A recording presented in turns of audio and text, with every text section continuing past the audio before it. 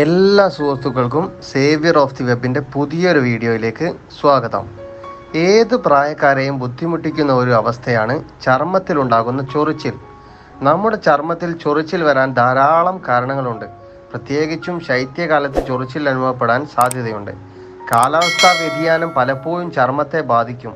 ശൈത്യകാലത്ത് ചർമ്മം കൂടുതൽ വരണ്ടതാകുകയും ചെയ്യും. വിയർപ്പിൻ്റെയും ഈർപ്പത്തിൻ്റെയും അഭാവം മൂലം ചർമ്മത്തിലുണ്ടാകുന്ന നനവ് നഷ്ടപ്പെടുന്നതാണ് ഇതിന് കാരണം. ഇതുമൂലം പലപ്പോഴും ചൊറിച്ചിൽ അനുഭവപ്പെടാം. വേനൽക്കാലങ്ങളിലാണ് ഈ അസുഖം കൂടുതലായി കണ്ടുവരുന്നത്. എന്നാൽ വിട്ടുമാറാതെ ചൊറിച്ചിൽ ശ്രദ്ധിക്കേണ്ടതായിട്ടുള്ള ഒന്നാണ്. നീണ്ടു നിൽക്കുന്ന ചൊറിച്ചിൽ പലപ്പോഴും ചർമ്മത്തിലെ പ്രശ്നം മാത്രമായിരിക്കില്ല.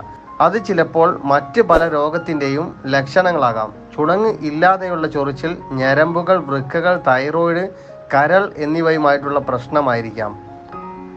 ചർമ്മത്തിൽ തീവ്രമായ ചൊറിച്ചിലിന് കാരണമാകുന്ന ചില ചർമ്മ രോഗങ്ങളുണ്ട്. ചിക്കൻ ബോക്സ്, സോറിയാസിസ്, എക്സീമ തുടങ്ങിയ രോഗാവസ്ഥയിലും ചർമ്മത്തിൽ ചൊറിച്ചിലുണ്ടാകാം.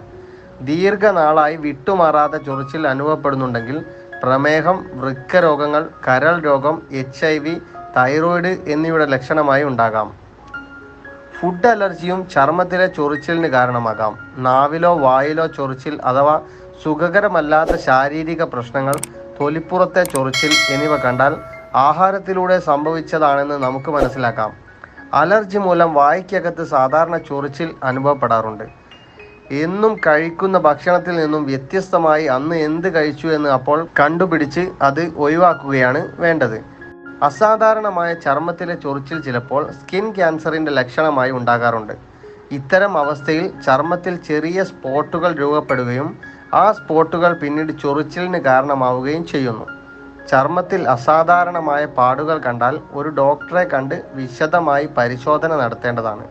കരൾ രോഗം മൂലമുള്ള ചൊറിച്ചിലാണെങ്കിൽ കൈകാലുകളിലും മറ്റും ആരംഭിച്ച് ശരീരത്തിൻ്റെ മറ്റു ഭാഗത്തേക്കും ചൊറിച്ചിൽ വ്യാപിക്കാറുണ്ട്. നമ്മുടെ ചർമ്മം പല വസ്തുക്കളോടും അലർജി ഉണ്ടാക്കാം. ഉദാഹരണത്തിന് ചില പെർഫ്യൂം, നെയിൽ പോളിഷ്, ഷാംപൂ തുടങ്ങിയവയൊക്കെ അലർജിക്ക് കാരണമാകുന്ന വസ്തുക്കളാണ്. ചില മരുന്നുകളുടെ ഉപയോഗം മൂലവും ഇത്തരം പ്രശ്നങ്ങൾ ഉണ്ടാകാൻ സാധ്യതയുണ്ട്. വേദന സംഹാരികൾ, രക്തസമ്മർദ്ദത്തിനുള്ള മരുന്നുകൾ എന്നിവയും ചിലരിൽ ചൊറിച്ചിലിന് കാരണമാകാറുണ്ട്. മാത്രമല്ല ക്യാൻസർ ചികിത്സയുടെ പാർശ്വഫലമായും ചർമ്മത്തിൽ ചൊറിച്ചിൽ ഉണ്ടാകാറുണ്ട്. സാധാരണ ചർമ്മത്തിൽ ഉണ്ടാകുന്ന ചൊറിച്ചിലിന് വീട്ടിൽ തന്നെ ചെയ്യാവുന്ന ചില പൊടിക്കൈകളുണ്ട്. അവ എന്തൊക്കെയാണെന്ന് നമുക്കൊന്ന് നോക്കാം. ചർമ്മത്തിൽ ഈർപ്പം നിലനിർത്തുവാൻ ഇളം ചൂടുവെള്ളത്തിൽ കുളിക്കുന്നത് വളരെ നല്ലതാണ്. കറ്റാർ വാഴയുടെ ജെൽ ചൊറിച്ചിലുള്ള ഭാഗത്ത് പുരട്ടുന്നത് അസഹനീയമായ ചൊറിച്ചിൽ മാറാൻ സഹായിക്കും. ഇതൊരു ദിവസം 2 പ്രാവശ്യമെങ്കിലും പുരട്ടണം. എള്ളെണ്ണ ഉപയോഗിച്ച് ചൊറിച്ചിലുള്ള ഭാഗത്ത് മസാജ് ചെയ്യുന്നത് ചൊറിച്ചിൽ മാറാൻ സഹായിക്കും. ചൊറിച്ചിലിനും ചൊറിച്ചിൽ മൂലം ഉണ്ടാകുന്ന വേദനയ്ക്കും ചെറുനാരങ്ങ നീര് പുരട്ടുന്നത് വളരെ നല്ലതാണ്.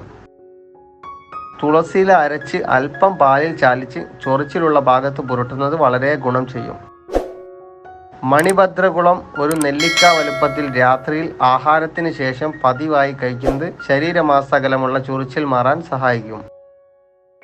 1 ഗ്ലാസ് പാലിൽ ത്രിക്കൊൽപ്പക്കൊന്ന പൊടിച്ച് കലക്കി രാവിലെ വെറും വയറ്റിൽ കഴിക്കുന്നതും ശരീരമാസകലമുള്ള ചൊറിച്ചിൽ മാറാൻ വളരെ നല്ലതാണ്. 1 ലിറ്റർ വെള്ളത്തിൽ 50 ഗ്രാം നെന്മേനി ഭാഗത്തൊലി കഷായം വെച്ച് 150 മില്ലിയാക്കി 50 മില്ലി തേൻ ചേർത്ത് 1 മാസം പതിവായി കഴിച്ചാൽ ശരീരമാസകലമുള്ള ചൊറിച്ചിൽ മാറാൻ വളരെ നല്ലതാണ്. ചൊറിച്ചിൽ മാറാനുള്ള ഈ 8 വഴികൾ നിങ്ങൾക്ക് എല്ലാവർക്കും ഇഷ്ടപ്പെട്ടു എന്ന് കരുതുന്നു. ഇത് പരീക്ഷിക്കുന്നതിന് മുമ്പ് ദയവായി ആയുർവേദ ഡോക്ടറെയോ നല്ല ഒരു വൈദ്യനെയോ കണ്ടതിന് ശേഷം മാത്രം ഇത് ഉപയോഗിക്കുക. ഇന്നത്തെ ഈ ഒരു വീഡിയോ നിങ്ങൾക്ക് ഇഷ്ടപ്പെട്ടു എന്ന് കരുതുന്നു. വീഡിയോ ഇഷ്ടപ്പെട്ടാൽ നിങ്ങളുടെ അഭിപ്രായങ്ങൾ താഴെ കമൻറ്റ് ബോക്സിൽ അറിയിക്കുക. വീഡിയോ ലൈക്ക് ചെയ്യാനും മറ്റുള്ളവരിലേക്ക് ഷെയർ ചെയ്യാനും മറക്കരുത്. അപ്പോൾ മറ്റൊരു കിടിലം വീഡിയോയുമായി നമുക്ക് വീണ്ടും കാണാം. Thank you for watching.